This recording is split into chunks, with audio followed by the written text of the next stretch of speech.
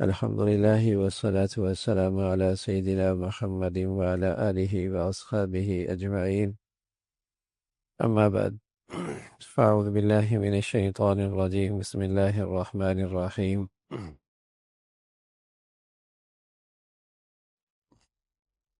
والمؤمنون والمؤمنات بعضهم أولياء بعض يأمرون بالمعروف وينهون عن المنكر. والمؤمنون والمؤمنات بعضهم أولياء بعض يأمرون بالمعروف وينهون عن المنكر. فقال الله تعالى: الآمرون بالمعروف والناهون عن المنكر. الآمرون بالمعروف والناهون عن المنكر. صدق الله العظيم. اللهم صل على سيدنا محمد وعلى آل سيدنا محمد وبارك وسلم. ایمان والوں کی خوبیاں اور ان کے صفات کا تذکرہ چل رہا تھا، اور یہ صفات قرآن مجید کے آئینے میں اہل ایمان کی ہے۔ جہاں ایمان والوں کا تذکرہ ہے تو ان کی شخصیت کی پہچان وہاں ان خوبیوں کا تذکرہ چلتا ہے کہ مسلمان ایسا ہوتا ہے، اس میں یہ ہوتا ہے، ایمان والا ایسا ہوتا ہے، اس کی یہ خوبیاں ہوتی ہیں۔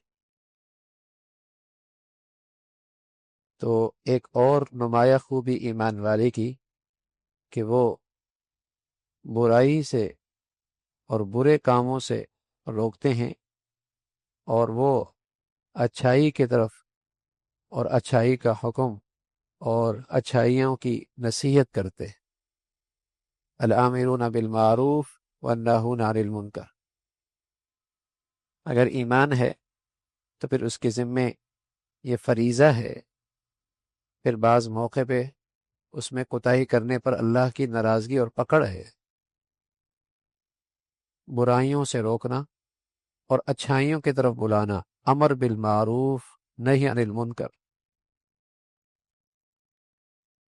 صرف اپنی ذات سے دیندار بننا کافی نہیں ہے، اس کی دینداری کا تقاضا یہ بھی ہے، اور اس کے ایمان کا تقاضا یہ بھی ہے کہ وہ برائیوں سے روکے، اور اس کی ایمان اور اس کی دینداری کا فریضہ یہ بھی ہے کہ وہ اچھائیوں کی طرف بلائے۔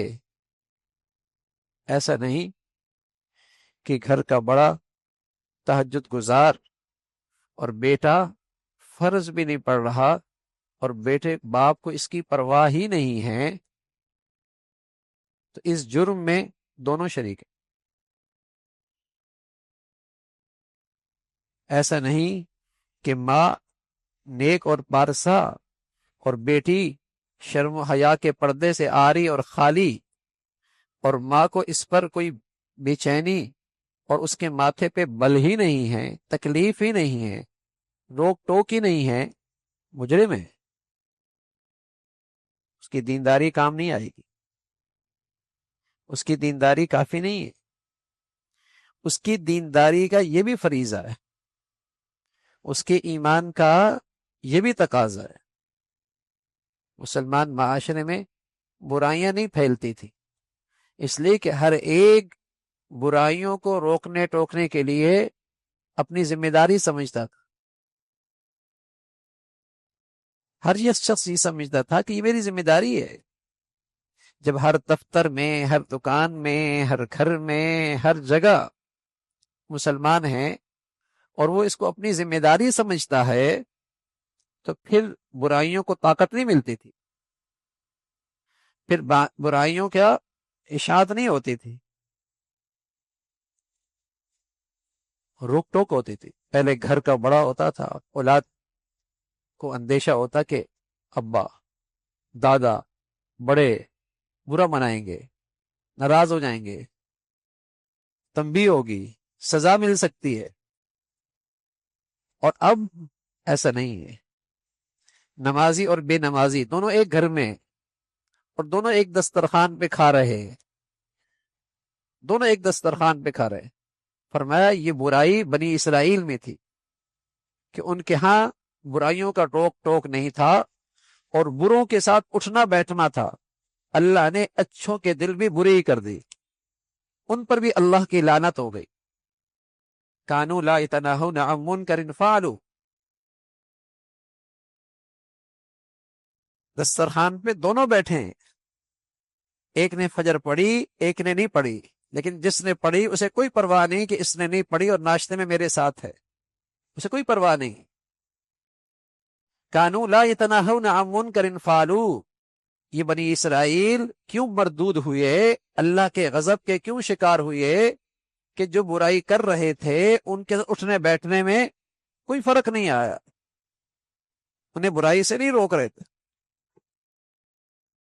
تو مسلمانوں میں اس کی گنجائش نہیں تھی کہ مسلمان اپنی آنکھوں کے سامنے اللہ کا حکم ٹوٹتا ہوا دیکھے، اللہ کی نافرمانی دیکھے، اور قدرت بھی ہے، روک بھی سکتا ہے ہاتھ سے، زبان سے، ہاں اگر قدرت نہیں تو آخری درجہ یہ ہے کہ دل سے برا منائے، یہ آخری درجہ ہے۔ فرمایا تب بھی ایمان ہے، تب بھی ایمان ہے۔ لیکن جہاں قدرت ہے، رسول اللہ صلی اللہ علیہ وسلم فرمانے لگے ما من رجل یکون فی قوم یعمل فیہم بالمعاصی یقدرون علی ان یغیروا ولا یغیرون الا اصابهم اللہ بعقاب قبل ان یموتوا، کوئی اللہ کا نافرمان کسی مجمع میں رہتا ہے، کسی گھر میں رہتا ہے، کسی گروہ میں رہتا ہے، اور وہ لوگ اس کو گناہ سے روکنے کی قدرت بھی رکھتے ہیں اور نہیں روکتے، اور نہیں روکتے، اس کے لیے کوئی شکل اختیار نہیں کرتے، تو فرمایا مرنے سے پہلے پہلے یہ لوگ بھی اللہ کے عذاب میں ضرور مبتلا ہو، اس گناہ کی نحوست کی وجہ سے، اس فریضے میں کوتاہی کی وجہ سے۔ امر بالمعروف اور نہی عن المنکر کے جو فریضہ ہے، اس کی کوتاہی کی سزا اس دنیا میں ضرور ملے گی، فریضہ ہے۔ تو ایمان والوں کا ایک نمایاں کام اور ایک نمایاں خوبی وہ اچھائیوں کی طرف بلانا ہے، آمرون بالمعروف، اچھائیوں کی نصیحت کرتے ہیں، برائیوں سے روکتے ہیں۔ یہ تو کبھی مسلمانوں میں تھا ہی نہیں کہ برے اچھے لوگ بروں کا ساتھ دینے لگ جائیں برائیوں میں، تو پھر یہ اچھے کہاں رہے، پھر تو یہ اچھے نہ رہے۔ اب آہستہ آہستہ برائیوں کا ساتھ دینے والے نمازی بھی، حاجی بھی، روزے دار بھی، وہ بھی بروں کے ساتھ کھڑے ہوتے، وہ بھی ان کے معاون، مددگار، حوصلہ افزائی، تعاون، ہمدرد۔ یہ نادان لوگ اللہ کے معاملے میں غیرت نہیں کھاتے، ان کے دلوں میں ایمان کی حقیقت نہیں ہے، ورنہ ایمان کی حقیقت ہوتی تو یہ اللہ تعالیٰ کے معاملے میں غیرت کھاتے۔ انہیں کوئی برا بھلا کہے، ان کی ماں کی کوئی گستاخی کرے تو یہ تو بڑے غیرت مند دکھائی دیتے ہیں، اور اللہ کی شان میں یہ بے ادبی اور یہ نافرمانی، وہاں ان کی غیرت مر جاتی ہے، ایمان مر جاتا ہے، ایمان مر جاتا ہے۔ من رآ منکم منکرا فلیغیرہ بیدہ فإن لم یستطع فبلسانہ فإن لم یستطع فبقلبہ، کوئی منکر دیکھے اور کوئی نجائز چیز دیکھے، ہاتھ سے روکے، اس کی استعداد نہیں زبان سے روکے، اس کی استعداد نہیں تو دل کو برا منائے، تب بھی کچھ ایمان ہے۔ ایک حدیث میں ہے تب بھی ایمان ہے۔ فرمایا لوگوں کا ایمان، اسلام نفع دیتا ہے، لا الہ الا اللہ نفع دیتا ہے، اور یہ اللہ کے عذاب اور اللہ کی ناراضگی کے لیے رکاوٹ بنتا ہے۔ یہ اسلام ایمان، لا الہ الا اللہ نفع دیتا ہے، اللہ کے عذاب روکتا ہے، لیکن کب تک؟ جب اس لا الہ الا اللہ کا تقاضا پورا کیا جائے نا، جب اس کا جو تقاضا ہے وہ پورا کیا جائے، اور جب اس کے تقاضے کو پامال کیا جائے اور اس کا حق ادا نہ کیا جائے تو پھر تو لا الہ الا اللہ نفع نہیں دیتا۔ کہ یا رسول اللہ اس کا حق ادا نہ کرنے کا مطلب کیا ہے؟ کون سا اس کا حق ہے اور اس کو حق ادا نہیں کیا؟ آپ علیہ الصلوۃ والسلام نے فرمایا یظہر الامر بمعاصی اللہ فلا ينکر ولا یغیر، اللہ کی نافرمانی ہو اور اس کے روک ٹوک کی کوئی کوشش نہ ہو، اللہ کی نافرمانی ہو اور اس کے روک ٹوک کی کوئی کوشش نہ ہو، یہ ہے لا الہ الا اللہ، پھر اس کا ایمان نفع نہیں دے گا، اس لیے کہ اس نے ایمان اور لا الہ الا اللہ کا حق پامال کیا ہے۔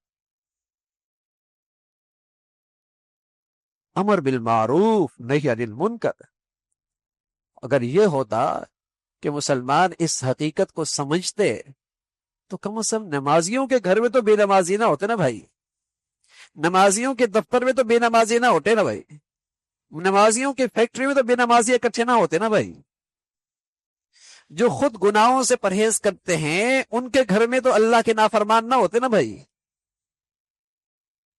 لیکن چونکہ اسے ہم ایمان کا حصہ نہیں سمجھتے، دینداری کا تقاضا نہیں سمجھتے، اسے ہم فریضہ نہیں سمجھتے، اسے دینداری نہیں سمجھتے، ہم کہتے نہیں اس سے ہمیں کیا پرواہ ہے، اس نے اپنی قبر میں جانا ہے، آپ نے اپنی قبر میں جانا ہے، نہ نہ، یہ آپ کی قبر کا فریضہ ہے، ورنہ آپ کی قبر بھی خراب ہوگی۔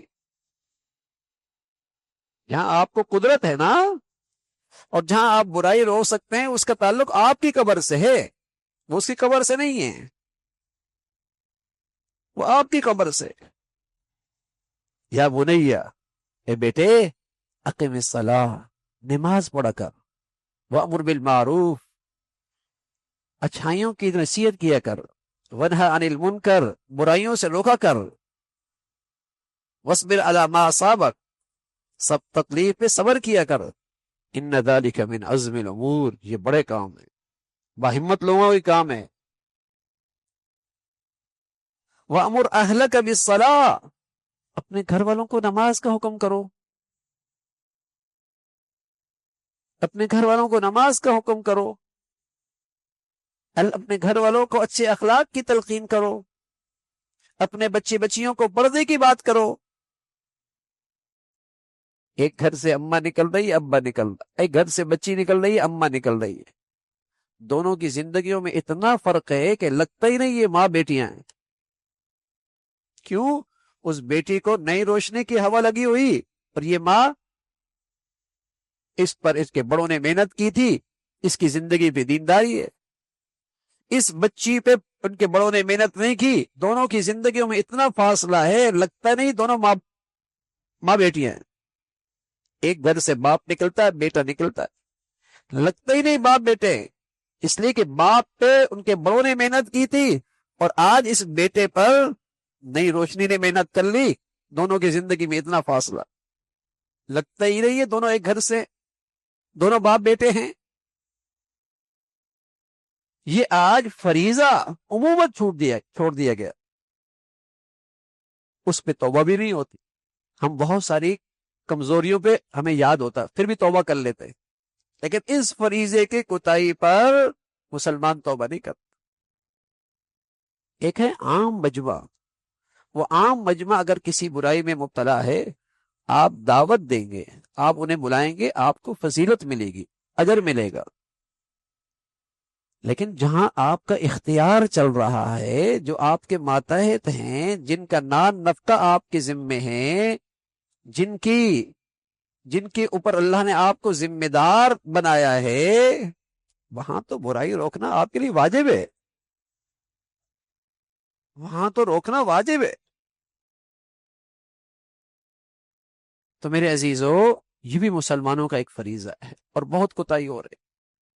اگر یہ کوتاہی نہ ہوتی تو آج جتنے مساجد میں بڑی عمر کے لوگ آتے ہیں، اس سے زیادہ مسلمانوں کے بچے اللہ کے گھر میں ہوتے، اس سے زیادہ بچے ہوتے، اس لیے کہ نوجوانوں کی تعداد ہمارے ہاں بڑوں عمر سے زیادہ ہے، بڑی عمر سے نوجوانوں کی تعداد زیادہ ہے۔ ہم پر ہمارے بڑوں نے محنت کی، اس کے اثرات ہیں، ہمارے بچے ہماری اس دینداری کے ماحول سے محروم ہیں، اس کا نتیجہ دیکھ رہے ہیں، اس کا نتیجہ دیکھ رہے ہیں۔ ہوتا تو یہ کہ اگر ہمارے گھروں میں اس فریضے کا اہتمام ہوتا تو نوجوان اللہ کے گھر میں بچوں سے زیادہ ہوتے، لیکن اس فریضے میں کوتاہی ہے، اور یہ فرض ہے، ضروری ہے۔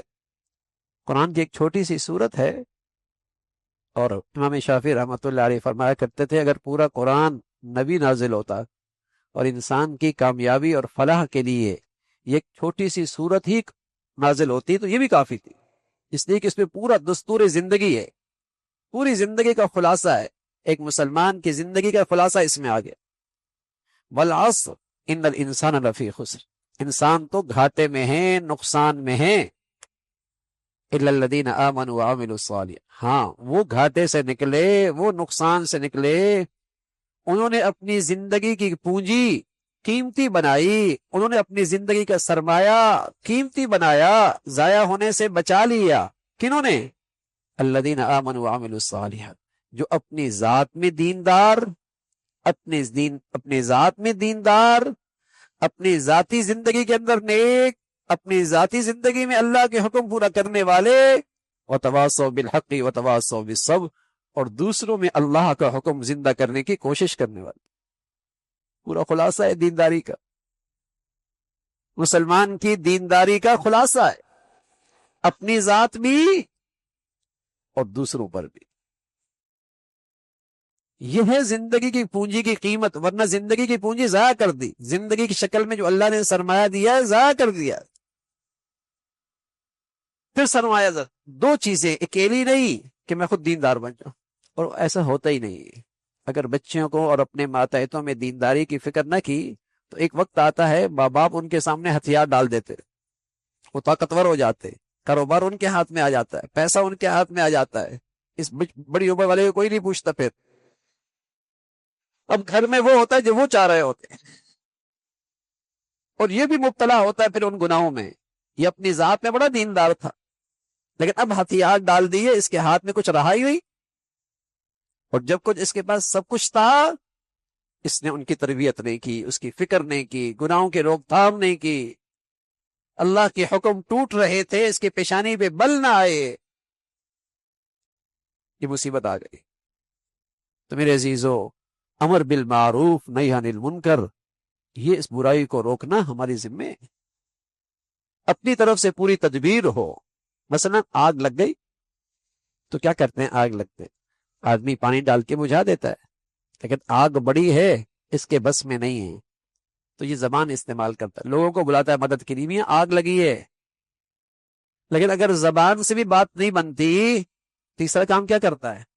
وہاں سے خود ہٹتا ہے، اپنا سامان وہاں سے اٹھاتا ہے، اور دور بیٹھ کر سوچتا ہے اس آگ کو کیسے بجھاؤں۔ ایسا ہی کرتا ہے۔ گناہ کی آگ لگی ہے، ہاتھ سے روک لے، نہیں روک سکتا، زبان سے کام لے، زبان سے بھی نہیں روک سکتا، اپنے آپ کو تو اس گناہ کی آگ سے بچا، دور ہو جا، اور فکر کر اس گناہ کی آگ کو کیسے بجھاؤں۔ یہ ایمان کا تقاضا، یہ ایمان کا تقاضا ہے۔ اللہ تعالی ہمیں ایمان کی حقیقت نصیب فرمائے، ایمان کے یہ صفات نصیب فرمائے۔ اللہم لک الحمد کلو ولک الشکر کلو، اللہم اعنا علی ذکرک و شکرک و حسن عبادتک۔